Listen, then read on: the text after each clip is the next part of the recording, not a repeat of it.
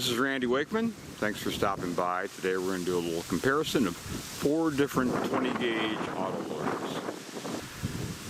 For function testing, we're going to use 2 different types of loads. We're going to use 7/8 ounce American Field and Clay, 1200 feet per second as our target load. And to see how well these guns can handle and can function with 3-inch pheasant type shells, we'll use some Fiocchi 1.25 ounce golden pheasants. It's 1.25 ounce at 1200 feet per second. We'll go in alphabetical order, starting with the Benelli M2.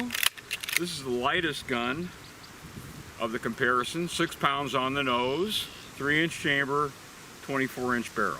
Extremely good, certainly not a new model, something I've used heavily for the last several years, particularly for wild pheasants. This is one of my old favorite pheasant guns. This is the Browning B80. They came in alloy and steel. This has a 3-inch chamber. Also a good pheasant gun. The 3-inch chambered B80s don't do all that well with target loads. Generally you need 1 ounce and up. We'll demonstrate that, unless you want to start drilling ports, which then you can abuse your gun with heavier loads. So this has got a 3-inch factory Browning stamped barrel. Beretta made the barrels back when the B80 was in production. According to Browning anyway, Browning owned about 25% of Beretta. So there was some collusion going on there. But the barrel is Beretta. They're interchangeable between the B80, A303, A302. Essentially the same gun, except for the way it's stocked. The B80 is no longer in production, and that's a real shame. The 20 gauges are getting a little scarce. In fact, they have been scarce because they made so many more in 12 gauge. But excellent pheasant gun. And if you have 2 barrels, one 2 3/4 inch, one 3 inch, you can pretty much use it as a target gun, dove gun, or for wild pheasants.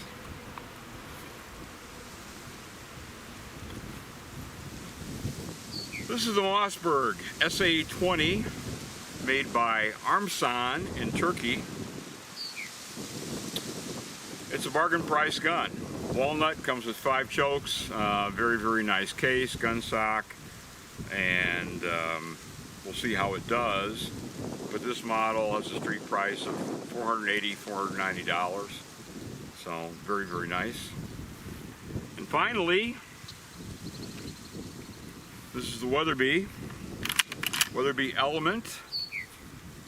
I tested one previously in 12 gauge, which did real well. It's an inertia gun.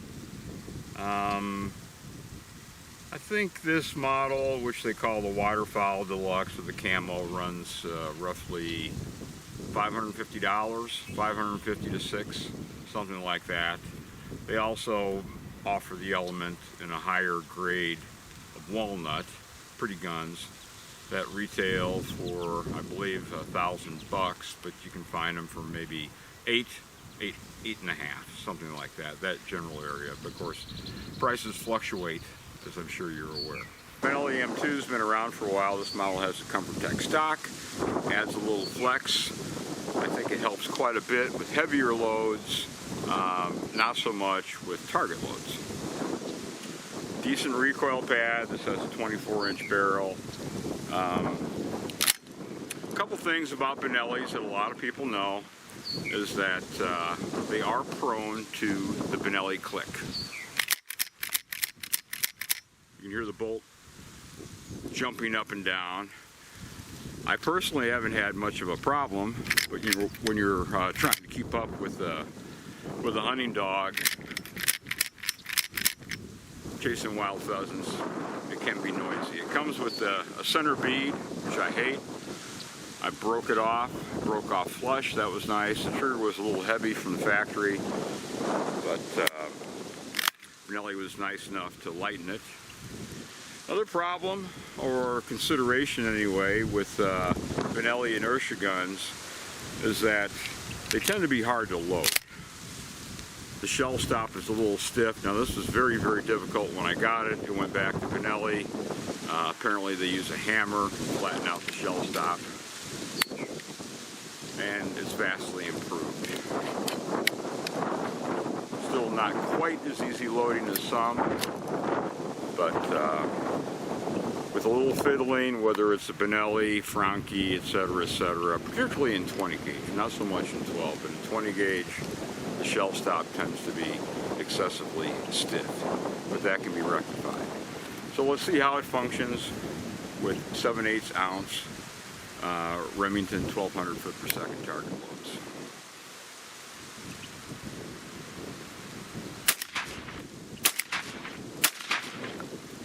The ejection is very good. That's got to be 6 to 7 feet.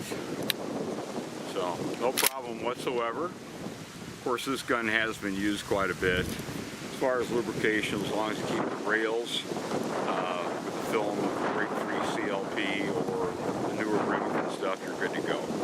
You just don't want any stick slip on the bolt. So it's pretty much just a film of oil and you're good. Inertia guns are good for people that don't like to clean guns. That's the main thing. A lot of people shoot their inertia guns till they don't work anymore. When they don't work, that's time to clean them, I guess. Anyway, at 6 pounds, it's an extremely lightweight, fast-handling gun, and it is a fun gun to carry. So let's take a look at the old Browning B80. Browning made the B80 with both alloy and steel receivers. The steel receiver is a substantially heavier gun, about a ½ pound heavier, which is a better skeet gun, perhaps a better sporting clays gun if you enjoy shooting a 20 gauge sporting clays. For a field gun, I think the alloy is better. This gun weighs 6 1/4 pounds. It's a nice weight, 1/4 pound heavier than the Benelli, but still not at all a heavy gun. A couple things on the Browning. I should mention all of these guns come with shims, and they're shim adjustable for drop. In the case of the Browning B80 and the similar Beretta 302, 303, they are adjustable for drop only, not for cast. Now I don't personally put a lot of confidence in shims. I want a gun that fits me right out of the box with no modifications. All a shim can actually do is just change the angle of the stock, the way it protrudes from the receiver. Can't change the pistol grip design, the comb width, any of the stock dimensions. It just changes the angle. So it's very, very limited, but most people would rather have shims included with their shotgun, whether they use them or not. Browning just has a pretty hard rubber butt plate. I would hesitate to call this a recoil pad, but it's a very soft shooting gun, so it really isn't a factor. It's never been a factor for me. Now I would anticipate this gun jamming with these 7/8 ounce loads, since it is a 3-inch chamber and is designed for heavier loads. 1 ounce and up normally, but you never know, and that's why we test them.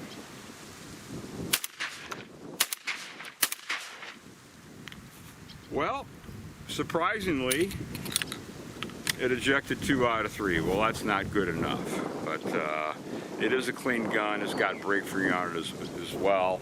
But if you want reliability with target loads for a B80 or a Beretta 302, 303, you really need a 2 3/4 inch chamber.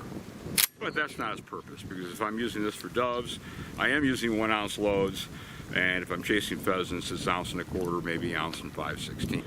I've not tested a Mossberg 20 gauge for several years. Some of the old versions, to the best of my recollection, were a pain to load because you had to push down the bolt release in order to get a shell into the chamber. That's no longer the case.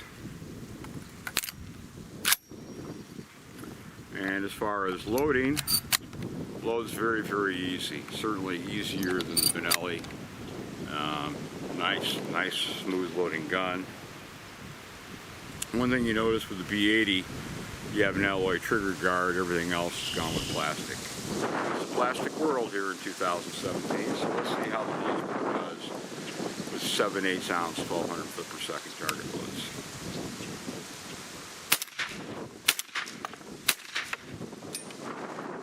Excellent ejection. That's a very strong ejection. That's like 8 feet. So, first time I've ever fired this gun, there's just no suspicion of a jam. And last but not least, we have the Weatherby Element. The Weatherby Element is made by ATA. The camo is very nicely applied.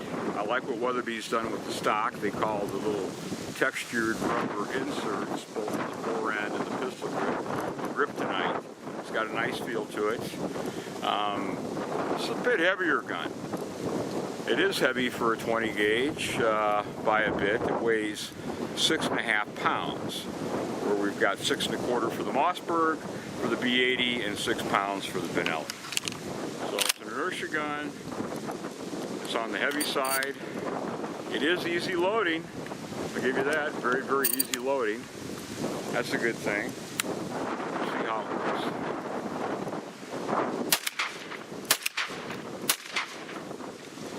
Not particularly strong ejection, but anyway, no issue.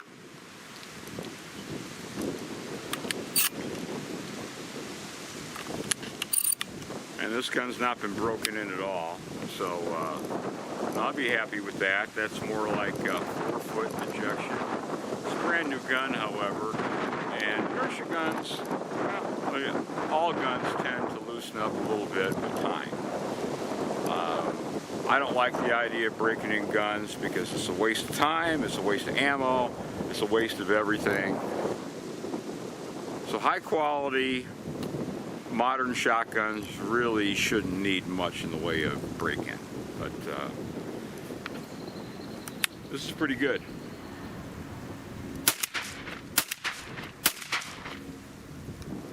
So, in the reliability department, just right out of the box, even though neither the Mossberg or this Element have been shot before, everything works perfectly with the exception of the Browning B80 with a 3-inch chamber, which is to be expected. It ejected 2 out of 3. It actually fired all 3 shells. It failed to eject the final shell, which is absolutely normal and anticipated with a 3-inch chamber, read a 302, 303, or a Browning B80. So, if you want to shoot target loads, you need a 2 3/4-inch chamber, or you can draw on a port. I've done it, but then you've got yourself a target load barrel only, and you're really going to beat the heck out of your gun with 1 1/4 ounce or heavier loads. You can get loads 1 7/16 I believe, Federal 3rd degree turkey loads, Federal heavyweight 1.5 ounces. So you can put a lot of payload in the air with a 20 gauge these days.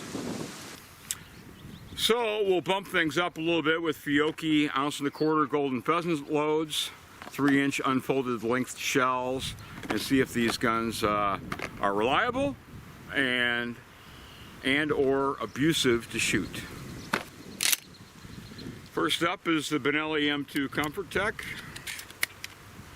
Again, a little stiffer loading than the other guns, but for chasing pheasants, you don't go through a lot of shells.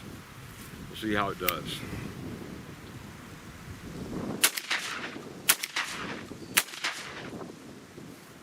Well, as you can imagine, the ejection's out 10-12 feet. Sure, you can feel it. Chasing pheasants, of course. I've got much heavier clothing on, typically, and having hunted this gun for the last 5-6 years heavily, it's not a problem, even getting doubles. You can get back on the bird real quick. So, yep, the recoil's there. Much less than you would get with a typical wood stock, because the Comfort Tech stock does work. I'm a big believer in it. It certainly makes it shootable. So it's an excellent pheasant gun. It's one of my favorites. which I already knew going into it. I mean, that's why I own it. That's why I bought it. So let's move it along to the Browning B80. Browning B80, easier to load than the Benelli, which I already knew. We shouldn't have any cycling problems with this 3-inch chambered gun.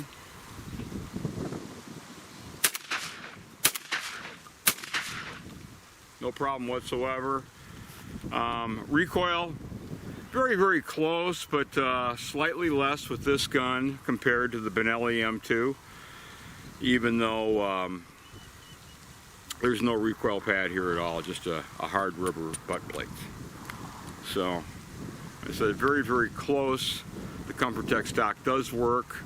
It's also a slightly heavier gun. Not only is it gas, which is a big plus, but it's 6 1/4 versus the 6-pound Benelli. So, recoil in a hunting situation with pheasant lows, I don't think you'd really notice the difference. I've used them both for years. This particular gun for many, many years. Taken a lot of wild roosters. So, excellent guns. And with target loads, yes, the B80 has the edge. The recoil pad on the Mossberg SA-20 it's a thin one.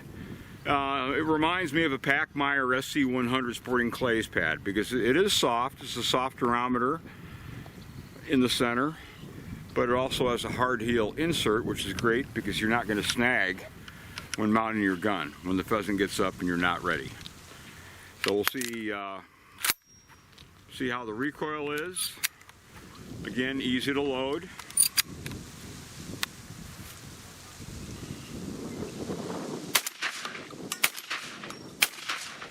Pretty good. That's a soft shooting gun. I will say this is slightly softer shooting with 1 1/4 loads than even the B80. Not by much. The only thing I could really attribute it to would be the recoil pad. That's a comfortable gun to shoot. Comfortable gun to shoot with 7/8 ounce target loads and with 3-inch 1 1/4 loads. And function was flawless. Finally, the Weatherby Element. Very, very easy to load. Yep, those shells just glide right in. Just no effort required at all. So we'll see how it does.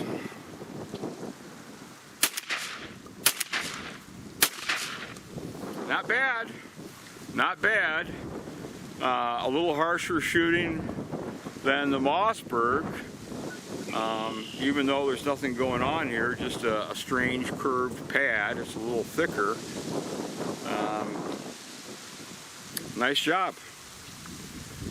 It is a heavier gun though. We're adding a clean 1/2 pound to the Element versus the Benelli M2. So, now surprisingly, a comfortable gun to shoot. So this isn't going to stop anybody from chasing pheasants. So let's see if we can break a few clays with these guns. Like I said, the main gripe people have had with the Benelli M2 is the stiff loading.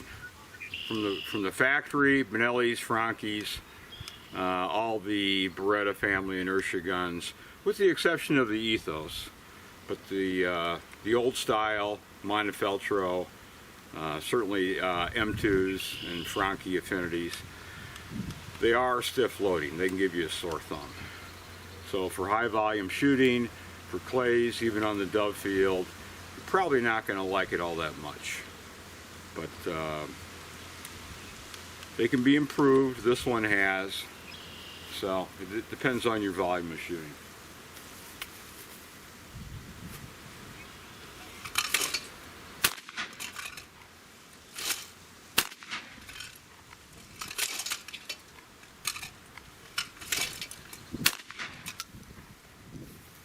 And of course it breaks clays.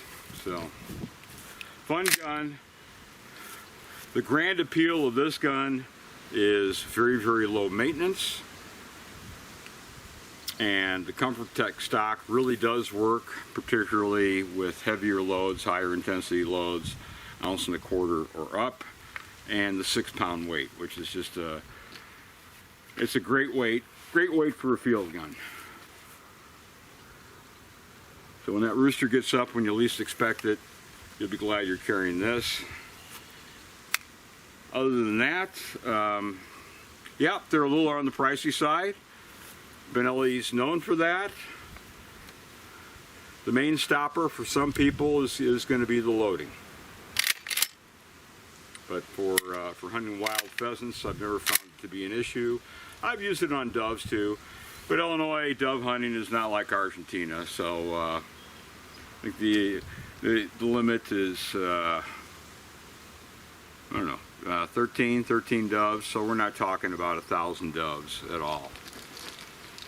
So, good reliable gun, not the latest model, still one of my favorite Benellis. It's just an easy gun as long as you can get past the rattly sound, which has not caused any problems for me in the field, and the somewhat stiff loading. The Browning B80 is a little bit better built than most of the guns you can get today. Smooth, easy loading, an alloy trigger guard rather than just plastic. And even though the older Beretta and Browning autos aren't known for great wood, compared to the crate wood you see on a lot of guns, or wood with goofy enhanced finishes that feel plasticky, look plasticky, and are just fake. It actually looks pretty good. I went through a couple B80s just to get a little suspicion of fiddleback here. It's still a grade 1 wood, but there is some grain to it. Jams with target loads of the 3-inch chambered B80 are to be expected, but we'll see what happens.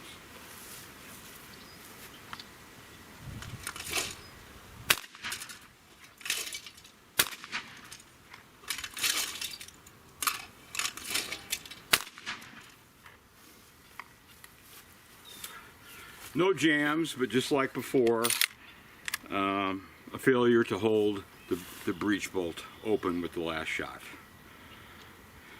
So if you want reliability with 3-inch chambered guns, shoot 1-ounce loads. This thing, it is soft shooting.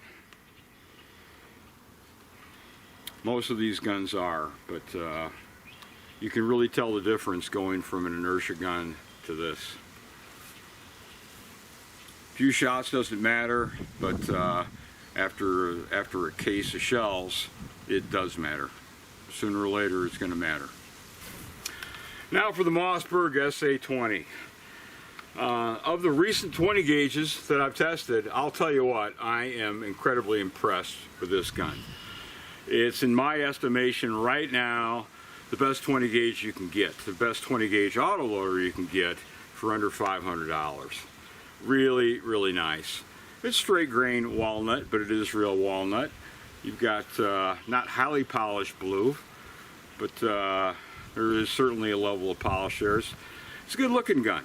Good looking gun with a recoil pad that's more than just ornamental. Since you have a nice flat cut here, you can easily add your favorite, whether it's a limb saver, Packmeyer. I haven't tried any pre-fits, but you can always grind a pad, and you can use a thicker pad if you prefer a little longer length of pull as well. And it does come with shims and 5 choke tubes and a pretty nice case, a nicer case than anything else was supplied with, I'll tell you that. All right, let's break some clays with the SA-20. We'll see how it does.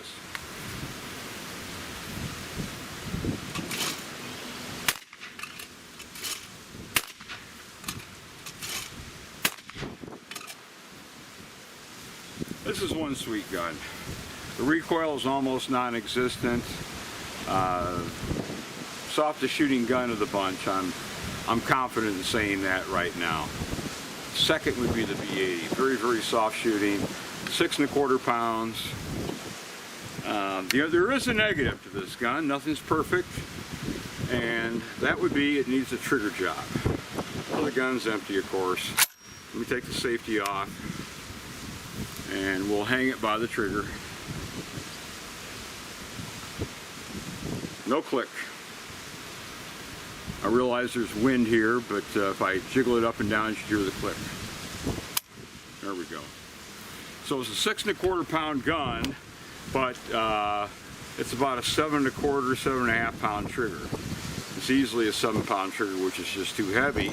However, I'm going to send this trigger off probably to precision. I haven't decided yet, and get it touched up, get it down to 3 3/4, 4 pounds, get it down to a good field trigger, because the rest of the gun is just so darn good. And for the money, you can't beat it.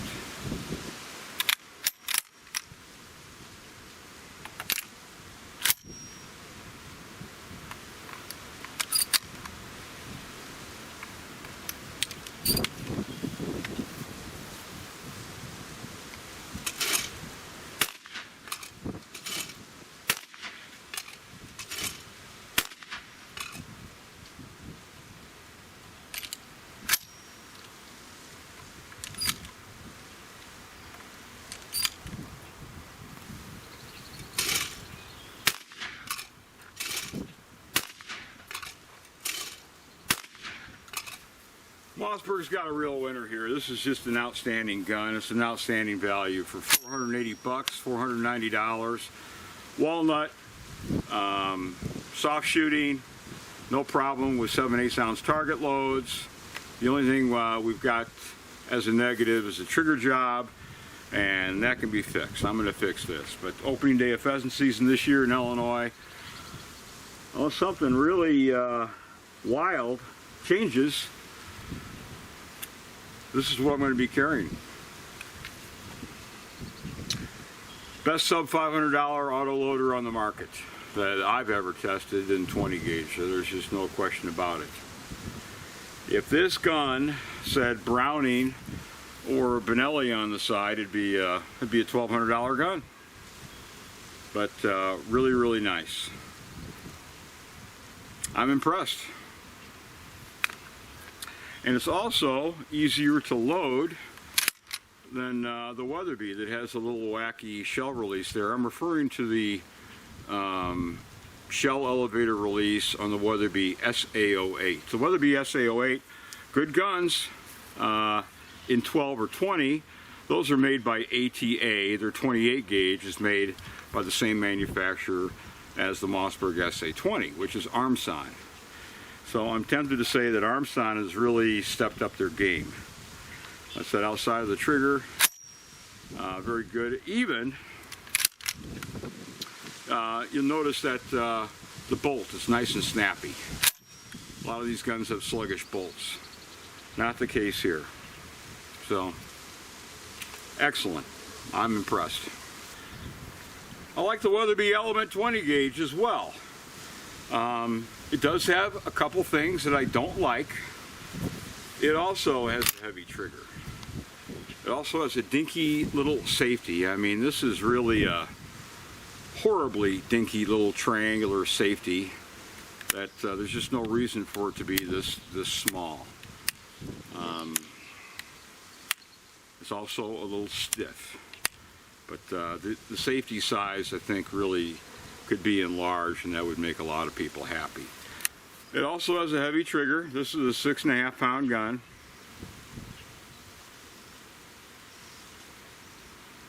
Let me jiggle it. So you know the trigger is heavier than 6 1/2 pounds by a little bit.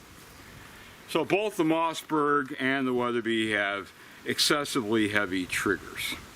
I'd say the Mossberg is a little bit heavier, but they're both too heavy, and either way, they're both candidates for a trigger job. The safety I can't really fix easily. It's just small and dinky. The Weatherby also, I don't know why they do this, but with this curved recoil pad, you just can't easily change recoil pads. Everybody has their own preference, or many people have their own preferences as far as recoil pads, but you're pretty much stuck with the OEM pad. And the same way with the Franke Affinity, a real goofy notched stock. Anything to avoid having a nice flat recoil pad to make it easy for the consumer to replace pads if they wish. So I don't understand that. That just makes no sense at all. So it is a well-balanced gun. All these guns, except for the Benelli M2 of 26-inch barrels. Like I said, this is a little on the heavy side compared to the rest. It's the heavyweight of the bunch, 6.5 pounds. So it gets to the point, personal preference. If I'm going to carry 6.5 pounds, I would probably just fly first class and grab my Fab Arm L4S, which is 6 3/4 in a 12 gauge. You're particularly going to want a 12 gauge for wild pheasants if it's no tox and you're using steel. So you got a more versatile gun there. But I can't really complain all that much because this gun is easier loading than a far more expensive Benelli, and the bolt isn't nearly as rattly. It loads butter smooth, and it's a soft shooting gun as well.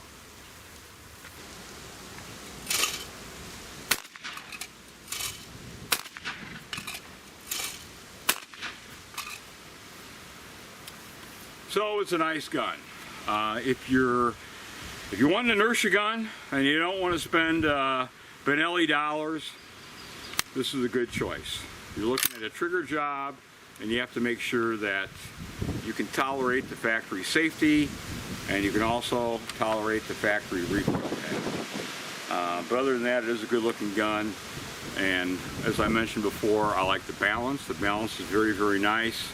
The easy loading, everyone's going to like, and the Weatherby Kryptonite is good, particularly if you've got frozen hands, wet hands, gloved hands. It's got a real nice feel to it. So, I like the 12 gauge a bit better, but still it's a very competent 20 gauge, even if, as a comparison, this would, in my view, finish well behind the Mossberg SA-20.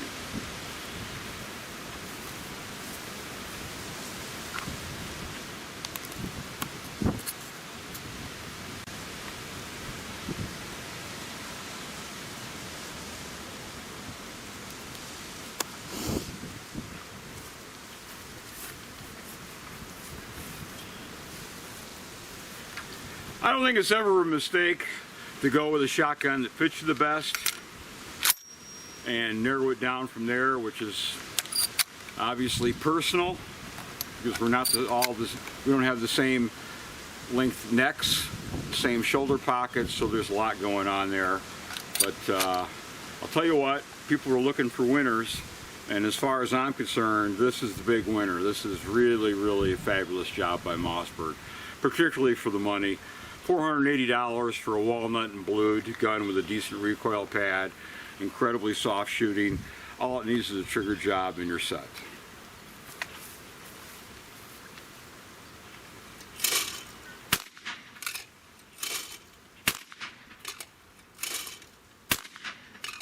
And it shoulders extremely well. It shoulders fast.